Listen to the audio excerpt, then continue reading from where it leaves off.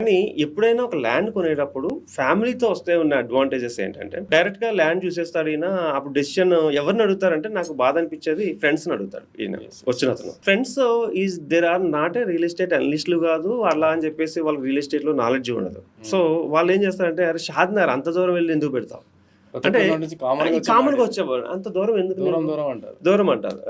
Just లేదంటే నేను కూడా వస్తానంటాడు. వచ్చిన తర్వాత నిజంగా చెప్తాను చాలా డీల్స్ మేము ఫ్రెండ్స్ వస్తే పెట్టాం, సైట్ విజిటే పెట్టాం అనమాట. సైట్ విజిట్ రావాలంటే ఫ్యామిలీ రావాలి, మీరన్నా రండి అని చెప్తాం. ఎందుకంటే నేను చాలా డీల్స్ డిసైడ్ చేస్తారు వీళ్ళతో పాటు ఎవరు వస్తున్నారు అనేది. ఫస్టే ఫోన్లో అడుగుతాం. అంటే సైట్ విజిట్లో వాళ్ళు లొకేషన్ తీసుకునేటప్పుడే సో ఫ్యామిలీతో వస్తున్నారా అనేది మా ఫస్ట్ క్వశ్చన్. లేదు ఫ్రెండ్స్తో వస్తున్నారంటే సారీ అండి కంపెనీ ఆర్గనైజ్ చేయదు అని చెప్పేస్తాం. ఎందుకంటున్నానంటే 90% 95% ఫ్రెండ్స్తో వచ్చినప్పుడు కొన్న వాళ్ళు చాలా తక్కువ ఉంటారు. ఎందుకు అంటే ఫ్రెండ్స్ ఇన్ఫ్లుయెన్స్ ఎక్కువ ఉంటుంది. మొబైల్ కొన్నప్పుడు ఫ్రెండ్స్